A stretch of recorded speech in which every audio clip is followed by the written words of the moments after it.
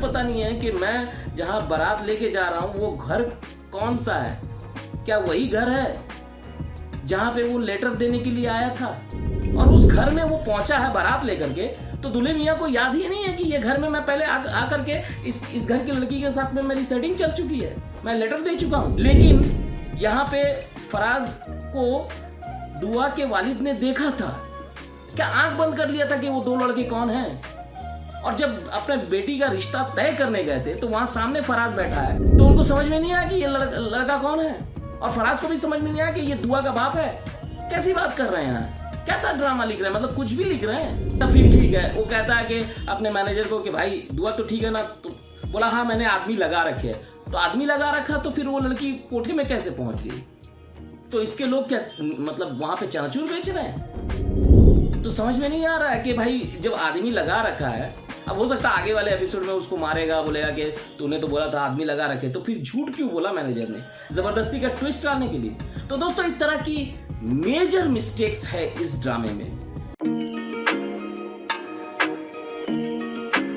दोस्तों आज मैं बात करने वाला हूं जानिसार ड्रामा के 7 नंबर से लेकर के 9 नंबर एपिसोड तक का, 7, 8, 9। दोस्तों बहुत लंबा वीडियो नहीं करूंगा, मुख्तसर कहानी बता देता हूं कि आप लोगों ने देखा होगा कि किस तरह से इधर दोनों प्यार कर रहे हैं, दुआ और फराज। उस तरफ नौशरवान जो है वो दुआ से मोहब्बत कर बैठा है, उसको लेकर के दीवाना हो गया है। वो मॉल में देखता है कि वो दुआ जो है कपड़े खरीद रही, लेकिन वो खरीद नहीं पाती है। और इस बीच वो उसके घर गिफ्ट लेके जाता है, और फिर उसके पीछे पीछे उसके जो गार्ड्स हैं वो जब पहुंचते हैं वहाँ पर, उनका जो मेन मैनेजर है वो बोलता है कि मैं कोशिश करता हूँ। वो वहाँ पे बच्चे को बुला के टॉफ़ी देता है, घर का दरवाज़ा खुलता है और दीदारे यार हो जाता है, यानी कि दुआ नज़र आती है जैसे चांद नज़र आता है। तो नौशरवान खुश हो जाता है। तो दोस्तों उसके बाद फराज जो है वो मिलने के लिए बुलाता है दुआ को, और दुआ नहीं आती तो वो गुस्सा हो जाता है। फिर उसे मनाने के लिए वो बड़ी मुश्किल से उसके पास जाती है। फिर दुआ फराज से मिलने आती है। फराज उसे एक घर पे लेके जाता है, वहाँ पर बोलता है कि मैं अम्मी से मिलाने वाला हूँ, और वो कुछ नशीली दवाई मिला करके कोल्ड ड्रिंक्स में लेकर के आता है और दुआ को पिला देता है, और वो बेहोश हो जाती है। इस बीच फराज के फादर का फ़ोन आता है कि भाई बारात निकलना है, तो वो हड़बड़ाते हुए भागता है, और यहाँ दुआ उसी जगह पे रहती है। पता चलता है जब उसको होश आता है तो कि वो कोठे पे बिक गई है। अब पुलिस वाले आते हैं और रेड मारते हैं, दुआ पकड़ी जाती है, थाने लेके जाते हैं। वहाँ से वो घर में फ़ोन करते हैं, इधर घर में शादी हो चुकी है, फराज की शादी जोया के साथ में, यानी दुआ की बहन के साथ में। और जब उसके वालिद वहाँ पहुँचते हैं उसे लेने के लिए, तो जब पता चलता है कि इस तरह के मामले में वो लिप्त थी, तो वो उसे वहाँ कहते हैं कि ये मेरी बेटी नहीं है। और यहाँ फाइनली एपिसोड एंड होता है। तो दोस्तों कई सारे सवाल उठते हैं इस ड्रामे में। सबसे अजीब सवाल ये है कि दुआ की बहन की शादी हो रही है जोया की और फराज के साथ में, लेकिन उसने अपने बहनों ही को नहीं देखा। ये कैसा, मतलब मुझे नहीं लगता है यार। हम किसी भी घर में नॉर्मल अगर शादी होती है तो घर का बच्चा भी दूल्हा से मिल लेता है, उसके बारे में बात करता है, फराज नाम है या कहाँ रहता है, किस गली में रहता है, इतना जानकारी हम लोग ले लेते हैं। अगर कोई भाई अगर दुबई सऊदी में भी बैठा है कोई भाई, तो अपनी बहन की इंफॉर्मेशन लेता है कि उसकी बहन का रिश्ता कहाँ लगा है, तो वो अपने लेवल पे इंक्वायरी कर देता है। ये मोहतरमा को तो पता ही नहीं है कि किससे शादी हो रही है, और फराज को भी पता नहीं है कि मैं जहाँ बारात लेके जा रहा हूँ वो घर कौन सा है।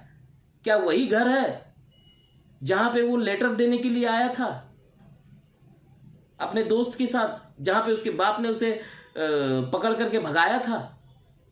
और हद तो ये देखिए, इतनी बड़ी गलती कि दुआ को जब फराज लेटर देने आता है तो वो जो उनके वालिद हैं वो उनको डांटते हैं, तो वो साइड में जाकर के बात करता है और वहाँ से हड़बड़ाते हुए बोलता रहे फ़ोन पे एड्रेस तो सही दिया करो। देखिए ये सीन मैं शॉट लगा रहा हूँ, ये सीन हुआ।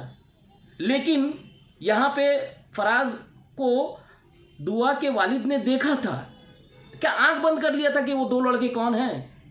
और जब अपने बेटी का रिश्ता तय करने गए थे तो वहां सामने फराज बैठा है, ये देखिए, तो उनको समझ में नहीं आया कि ये लड़का कौन है, और फराज को भी समझ में नहीं आया कि ये दुआ का बाप है।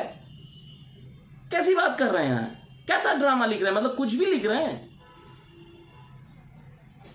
और उस घर में वो पहुंचा है बारात लेकर के, तो दुल्हे मियाँ को याद ही नहीं है कि ये घर में मैं पहले आकर के इस घर की लड़की के साथ में मेरी सेटिंग चल चुकी है, मैं लेटर दे चुका हूं। ये समझ में नहीं आ रहा है ड्रामा में। उसके बाद दुआ को समझ ही नहीं आ रहा है। दुआ फिर वो शादी वाले दिन जाती है और अपनी बहन को छोड़ करके वो अपने आशिक से मिलने पहुंच जाती है। देखिए ड्रामा का जो पॉइंट्स है बहुत इंटरेस्टिंग। देखिए ड्रामा में ट्विस्ट बहुत अच्छा आया है, इसमें कोई दो राय नहीं है। ये अच्छा ट्रैक है कि अगर दुआ को जिस लड़के ने ठगा वही उसका बहनोई बन रहा है, लेकिन थोड़ा सा मेहनत करते, थोड़ा कन्विक्शन ले आते।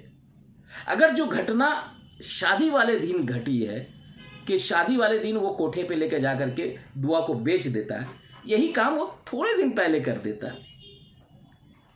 तो ज़्यादा कन्विक्शन के साथ स्टोरी बनती।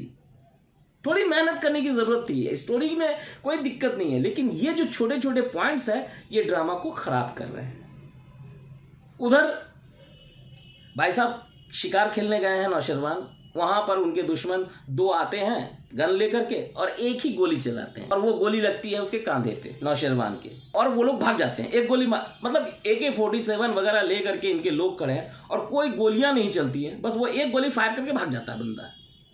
और इधर जब हॉस्पिटल में नौशरवान मतलब लेटा है बेड पे, और वो कहता है कि दुआ तो ठीक है ना। अरे दुआ वहां कहां से आ गई भाई? अच्छा फिर ठीक है, वो कहता है कि अपने मैनेजर को कि भाई दुआ तो ठीक है ना, तो बोला हाँ मैंने आदमी लगा रखे है। तो आदमी लगा रखा तो फिर वो लड़की कोठे में कैसे पहुंच गई? तो इसके लोग क्या मतलब वहां पे चनाचूर बेच रहे हैं?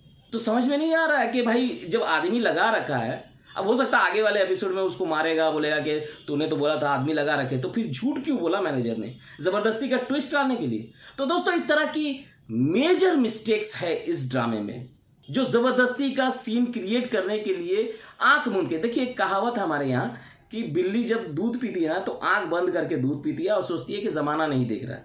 तो राइटर भी जो है ना वो सोच रहा है कि मैं जो लिख दूं, या जो भी हैं वो लिख रही हैं, तो वो सोच रही हैं कि जो भी लिख दूंगी और डायरेक्टर बना के पेश कर देगा, ऑडियंस उसे पचा लेगी। मैडम एक बात जान लीजिए, आज का ऑडियंस लॉजिक मांगता है हर सीन में। देखिए वैसे तो 2-4 मिलियन तो यूं ही हो जाते हैं क्योंकि इतने सब्सक्राइबर हैं। खराब भी, अब जैसे मुझे भी खराब लग रहा है, लेकिन देखा तो मैंने, व्यूज तो मिल ही जाएंगे, लेकिन ड्रामा अच्छा नहीं बनेगा, खराब बनता है, और खराब ड्रामे में गिनती होती है। तो थोड़ा सा इन पे ध्यान देना चाहिए। तो दोस्तों इसी तरह की बातें मैं लेकर आता रहूँगा, मेरे साथ बने रहिए। मैं मिलता हूँ आपको अगले वीडियो में नए रिव्यू के साथ। तब तक के लिए इजाज़त दीजिए, अपना ख्याल रखिए। लव यू ऑल दोस्तों।